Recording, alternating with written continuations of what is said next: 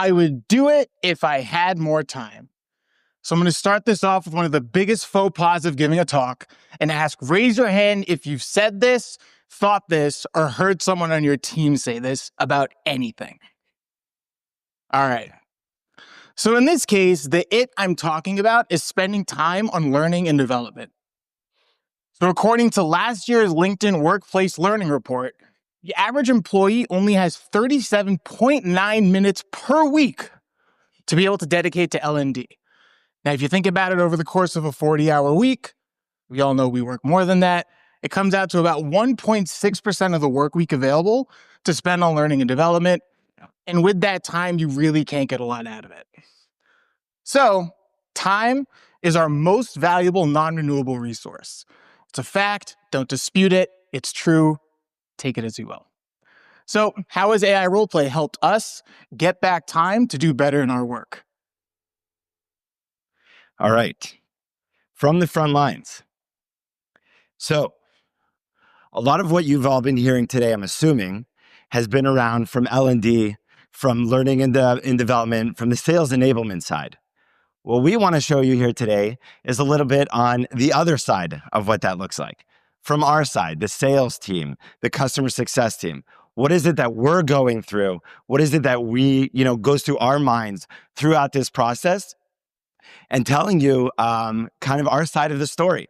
So maybe it'll give you a little bit of a better understanding of kind of the teams that you're trying to train and you're working with. So hi, my name is Michael. I'm a senior sales executive at Second Nature, joined here by Aly Massoud. Second Nature, for those of you who may not know, we're an AI role-playing application. We've done the most as possible, by the way, in this session to not make this a pitch, to not make this a demo, because from what I understood, there's been a lot of that going on. And we're going to try to make this as engaging, as fun, as light as possible for you kind of understand our side of you. And to that note, I want to clarify. My name is Ali, pronounced like Muhammad Ali. And if you want to think I'm the world's greatest, I will not disagree with you. And there are 3 things you should know about the 2 of us before we get started. We're both dads, we've got jokes, and as you've guessed it, they're not very good. So brace yourselves. Do you want to hear a bad one right now? What do you call the horse that lives next door? Your neighbor. I told you they're not good. We didn't rehearse that, and I wouldn't have let him say that joke. And that's why I went rogue, folks. Just so we're clear. Okay, so let's talk about what role play traditionally looks like. So typically you have 3 folks that are in a session with role play. You got the trainee, you got the evaluator, and you got the partner. Typically the evaluator might be your manager, might be someone, a third party, but here's some issues that come with that process. 1, it takes 3 people's time to help train 1 person.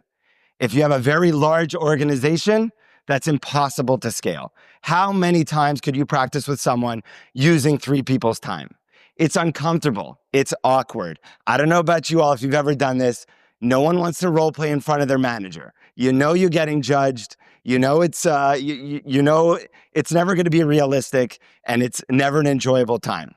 Besides for that, you always get the smart aleck, the partner who wants to be the funny person and brings you the toughest objections and the most unrealistic scenarios that never happen. You know that your prospects are not coming up with all these objections, but they want to be the hero and make fun of you in front of everyone, right? And it's easy to mock. You end up laughing. It's not serious. They're just ridiculous scenarios that not everybody enjoys. I've done this throughout my entire time in sales. I loved role playing, but it never really felt like a real lifelike way to do it. Nowadays, this is how it could look like. Sitting at home, on your couch, your kids yelling on the side and asking who you're talking to. But this is almost a real life-like scenario of how me and Ali actually practice. I have seen some customers' recordings of their role plays, and I've seen couches and blankets, dogs on laps. This is not very far from the truth, folks. We've seen it. Yes. Yeah, I've got 3 kids. Nothing's clean anymore. My walls could be an art gallery. So let's dive into the life of a CSM. So does anyone here work in customer success, has been a CSM? All right, so you know the things we've got to do. We've got to do the kickoff call. You got to do the check-in calls. Hey, how's it going? You using it? Here's a new feature. You got to update HubSpot, Salesforce, Churn Zero, Gainsight, whatever CRM it is you're using. You got to monitor usage so you know what to talk about on the calls. You've got all those internal meetings, which should be emails, but they're still not, so that's more time out of your day on the calendar. You've got all the other projects you want to do, those little things you want to accomplish. I would do it if I had more time. Platform overviews to walk people through. And then, of course, the QBR, which I really think should stand that it's quite boring, really. But we do all of this to get to that end goal of securing the renewal, and all of it takes time. So let's do a little bit of math on external meetings, and I had Michael double check this so it is accurate. So for one customer, I need to do a 30-minute kickoff call. I need to do a 60-minute platform overview, and then got the follow-up 26 bi-weekly check-ins of about 30 minutes apiece. Every now and again, they might get canceled. I've got 3 QBRs that take about an hour each time, and I've got the renewal call that it's all building to, which again takes about an hour. That adds up to 1,110 minutes per customer per year. I manage 64 accounts. Who can do the math and tell me what that is over the course of a year? That's 71,040 minutes spent in meetings externally with customers, which equates to 1,184 hours. That's a lot of time, and it's not much time spared to squeeze all the other things into that I want to do. So I took a 2-phased approach using AI roleplay to try to win back some time. Phase 1, Operation Calendar Liberation. How could I use our own AI roleplay product to free up some time? So what we've done is we've created second nature courses that do the platform overview, that not only teach our new customers how to use second nature, but also test them on their ability to actually build role plays. And anytime there's a new feature, instead of getting on that 30-minute bi-weekly call, build a new course, show them how it works, let them practice it and get the feedback. So that has eliminated my need for a platform overview conversation, and I've been able to reduce the bi-weekly meeting to only meeting every 3 weeks. So that saved me 19,200 minutes, which is the equivalent of 8 40-hour weeks I get back in my year to work on other projects and do some more learning and development. Phase 2, Operation Skillzilla. So Q3, I had 17 customers up for renewal. If I wanted to role play even just one of those, I had to schedule time with someone on the CS team to play the customer, which means time away from them doing their work. I had to find time on my manager's busy calendar to role play. I could maybe grab 30, 60 minutes to run through this once. But I wanted to test out a bunch of different situations. I wanted to pitch us against different competitors. Who else are they considering? What features could they potentially like? Pitching upsell opportunities. How can I grow the account with the existing team? Maybe do some discovery on what other teams might want to be using second nature. I'd tell the AI, throw me a couple of curveballs, left field, right field, things I would never see coming. Can I handle the objection? Did pretty well after getting some feedback, of course. And then the most coveted prize in customer success, the multi-year renewal. So because I got all that time back, for my 17 customers up for renewal, I was able to role play 61 times, get the reps in, rehearse the conversations. And what does it add up to?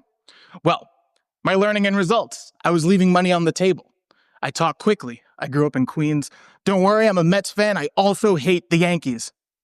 I should use more numbers and data to demonstrate ROI. And dad jokes aren't for everyone, but it's their loss. So what's that outcome after 976 minutes of practice? 1 customer churned because they went out of business. And while roleplay with AI is great, it can't always save you. Great. So let's talk about sales, right? So in myself, the stakes are high. If anybody here has worked in sales, you always know that there's just one thing looming over your head at every given moment, and that is quota, right? At every time during your day, throughout your process, all you're thinking about is I have this quota sitting over my head. do I want to spend time now practicing and role playing and taking me away from being on the phone with the customers? I would tell you that from a sales perspective, it's very difficult to have that mindset because you're not incentivized, directly by how much you practice. You're incentivized by how much you close. And so from my perspective, that's kind of the issues of where we come from a sales perspective of actually practicing. So let's talk about where I was or where we were in sales originally. So the opportunities for improvement that we've seen, 23% of our opportunities were being won. That was the average closing rate that we had. The average deal size in mid 5 figures. Now, granted, this was at a time, where this industry was new. Nobody really knew what AI role play was at the time. I think I started doing this about 4 or 5 years ago, and it was me cold calling people, trying to explain the value of AI and what it is, and people not really understanding yet what it is. But that's kind of where we were at. Now, after analyzing and going through all of our calls and opportunities using the AI analysis, we've come and being able to come across and understand what and the reason why we've gone through these losses. Now, the way we've done that is we've gone through every single call that we've had. We've taken the topic breakdowns of each conversation. What did we do well? What didn't we do well? What were the common trends of things that were working, things that weren't working? And I would post it. I have these Post-it notes on my monitor to remember, hey, remember to, ask them discovery questions, remember to build a report, things like that. And then we would immediately have retrying the call that you would have with a real life person, immediately trying it with the AI and the AI role play. I think you skipped one, no? Nope. Okay. So based off that, this is the feedback that we got at the end of it. So the common trends that we saw over all these analysis and conversations is, first of all, confirming that this customer is a fit right away. Right? We don't have to try to sell to every single person. I've actually seen that the most successful salespeople are the ones that disqualify most of their opportunities. Stop trying to chase the ones that don't work, rather chase the ones that do. Clarifying vague answers. Understanding what your product is, what your offering is, and making it as obvious as possible to the person that you're talking to so that they can understand it and not feel confused. Building rapport more quickly, right? Having that conversation, talking about, how their family life is going or maybe how their last vacation was, and then bringing in the decision makers early. These are all key elements that we took and we gathered from our thousands of conversations that we had over time. So how has 2025 been so far? Based on everything that we've taken and all of that information and being able to implement it, we've now seen that we were able to increase the close rate to 34%. And now our average deal size is above 6 figures. And that's real, actionable numbers. These aren't fake. These are real numbers that our customers are seeing or people are seeing that are using AI role play, just in general. And within that, humbly so, Aly made me put this in here, but with that, we're able to close the biggest deal that Second Nature ever had in its history by utilizing all this and the actual AI role play. And he's a humble man, but I will tell you there are 2 commas in that deal, and he's got an appointment at the Porsche showroom after this. Thank you. Now, of course, it wouldn't be a presentation at a conference if we didn't talk about a customer, right? So the one that we wanted to talk about today is Justworks. Proof is in the pudding, how they leverage Second Nature to overcome some hardship that they were experiencing as a company. So for those of you who don't know, Justworks is a benefits management platform. They'll do your HR, payroll, benefits. I put my time off request through it. Love to see when they get approved to go on vacation with the family. And they've been a customer of Second Nature. So they've gone through a number of layoffs over the course of 2025, and that has effectively reduced their enablement team to a person of one, the very lovely Miss Lisa Tricarico, who is newly engaged. So She was tasked with needing to sustain and expand the training program for about 65 employees at Justworks. Now, initially, it was just how can we use this for the sales team? But then came in, how do we do customer success, customer support, leadership training, HR training, and how do we get it so that it's new hire training, ongoing training, performance improvement. She had a lot on her plate, and it's hard to be a team of one if anyone here has ever experienced that. Well, what did Lisa do? Because she's got that growth mindset. She decided to dive right in. No, that is not Lisa, but she may be a swimmer for all I know. Haven't asked.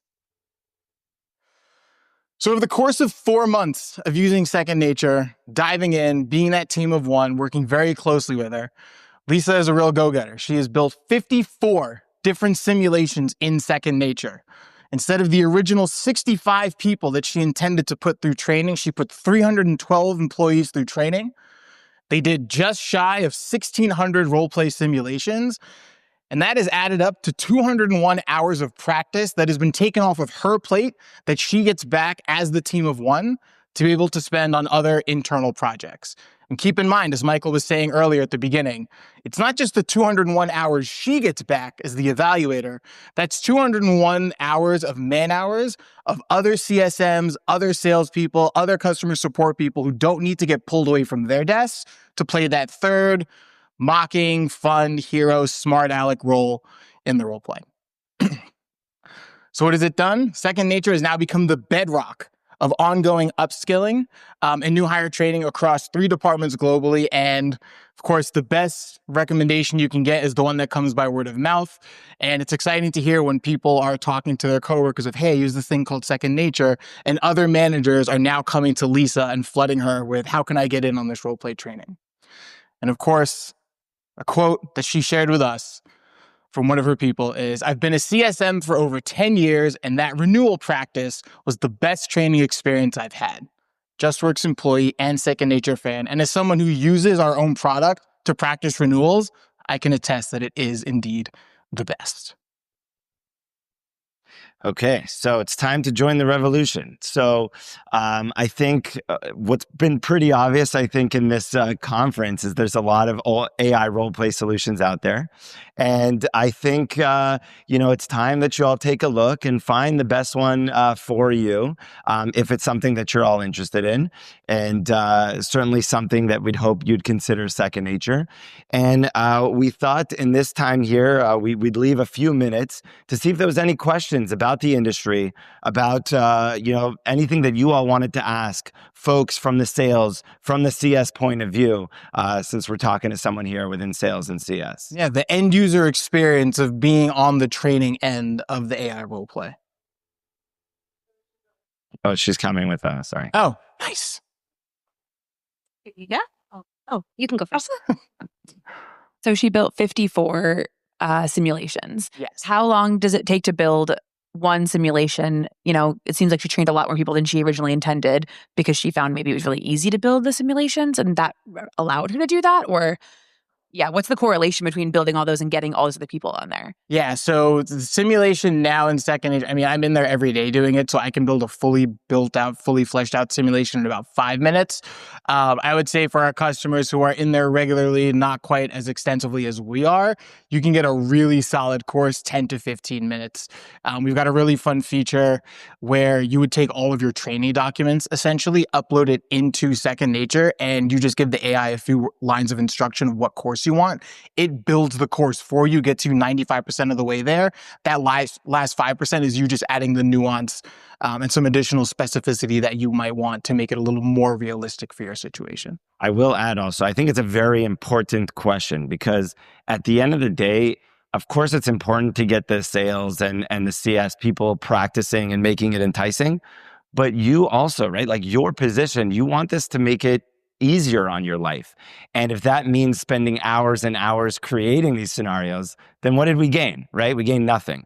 The idea is that we're trying to make it as easy as possible, not only for the enablement folks to create these and put it together, but also for the teams to use it.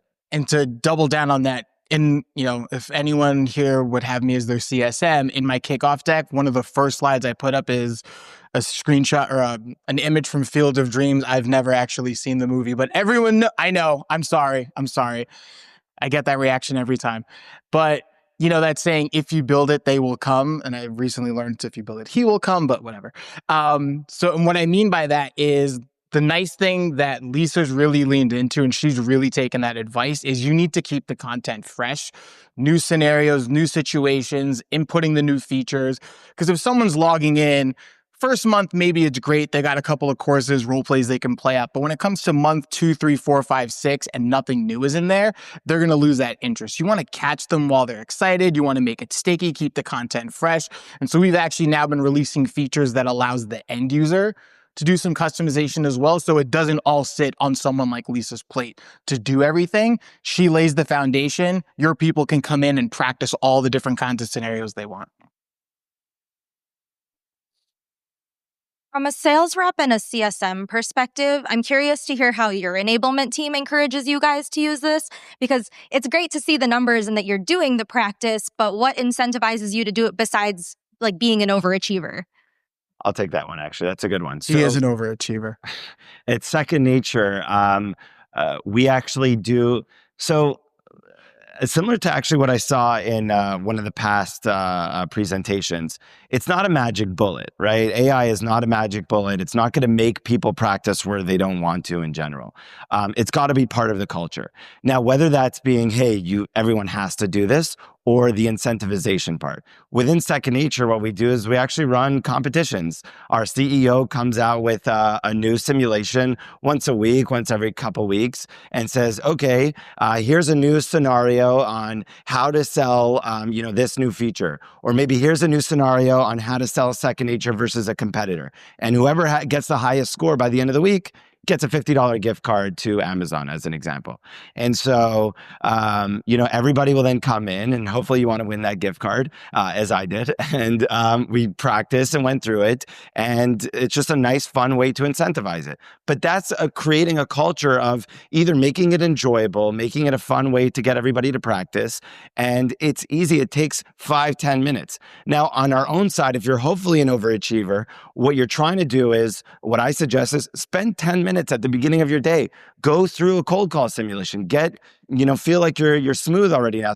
When you're on the phone, when you're on the calls, you're ready to go. So as long as you kind of build that, especially from top down within the sales org, I think that's a huge part of it. Getting the VP of sales as a proponent of it, getting the managers pushing it down, all of that will make a culture which will hopefully translate into folks wanting or practicing at the end of the day. And on that note, Michael's been with the company for a while. So back when it was pretty exclusively sales training, but when I joined, we had opened up so that we're pretty role agnostic. So my onboarding was done through Second Nature. I learned how to build role plays through a Second Nature course. I learned how to practice renewal discussions, kickoff calls, onboarding calls through Second Nature. I've yet to win the $50 gift card. I keep pitching that we need more customer success related courses. We'll get there. But it's part of the culture. And at the end of the day, like as a CSM, I know my job is to be the expert, to be the consultant. And if I'm not using our own product, what incentive does that give to our customer to use it as well? So the more I'm in there, the more I'm learning, the more I'm doing the tips and tricks, taking lessons that I've learned from one customer. Hey, let me pass this over to this other person. I saw one person fall into a pitfall. Here's how you can avoid it. The more I'm in there, the more I'm using it, the more I'm able to give those tips and tricks and learn how to speak more to the value and connect it to the outcomes. That just comes from practice, and learning. And as we've seen, it worked out for Q3, hoping it works out for Q4. So if someone were to invest in this, roll it out, besides onboarding, what use case across Everboarding product do you say has the most initial buy-in to get that quick win, to get people actually experiencing it, and then roll it out with other use cases? Can I start with that? Yeah, please start with that. So I think onboarding is obviously the clear and obvious use case that most people will talk about. And it's certainly the way that I'll try to initiate, frankly, a conversation with folks. Where I've seen it being the most successful after that is going to be like an SKO, something like that, where you'll have companies spending hundreds of thousands of dollars. I don't even know how much to get everybody at a location to train them on a new initiative, maybe training them on a new talk track. But then there's no certification. There's no element of like, hey, you just spent 3 days here at an SKO practicing. How do we know that you actually know to talk about what you just learned? And similarly with new product releases, new features, there's always new things coming out. People always ask me, okay, this is great for onboarding, but what about our tenured folks? I'm like, okay, but does your product ever change? Does your messaging ever change? I'm assuming it does, because if it doesn't, you already have one problem. But if it does, then great. Those folks still need to learn how to talk a new talk track. You think at Second Nature, I've been talking the same way I was 4 years ago? The product has changed immensely, right? The industry has changed. These are things that we need to implement and change around as we go along and as we continue the conversations. And go ahead.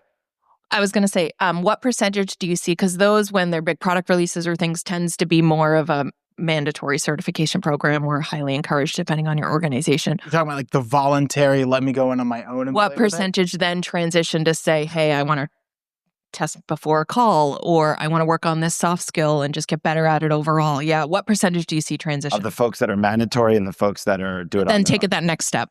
I would say you're always going to have a good mix. You're always going to have the go-getters that are going to want to do this every single day.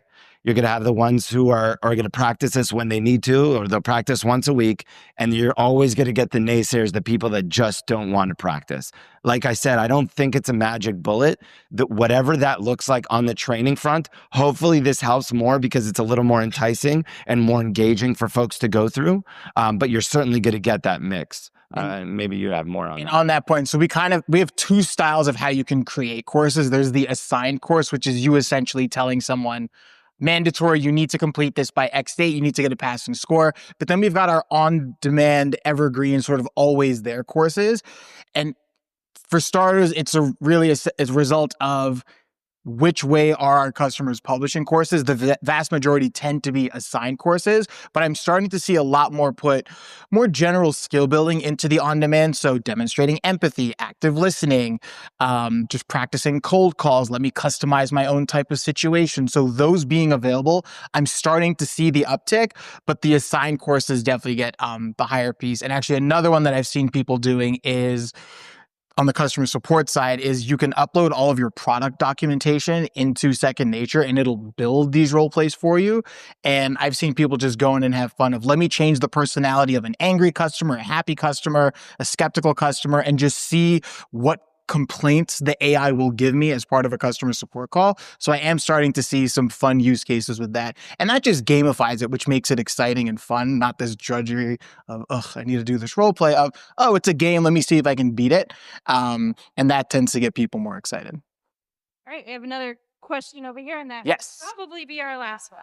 Oh boy, not actually a question. And I actually don't know Aly or Michael, but I'm actually a Second Nature customer. And while you were talking, because I was curious about our statistics while you put your case study up for Justworks, I personally, a single human, have built 95 simulations with another 50 in drafts. And we have had 1,606 simulations completed, all by onboarding.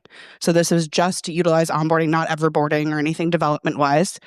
And that is only since February. Wow. Wow. We did not pay her to say that. They did not know I was going to have the mic. The bag with the unmarked bills is in the bag. And I would love to speak from a customer's perspective as well, having demoed a lot of AI platforms. Our initial use case was onboarding. And now our senior VP, someone I work closely with, wants to start using this for everboarding, wants to start using this for more certifications. So we use it for onboarding.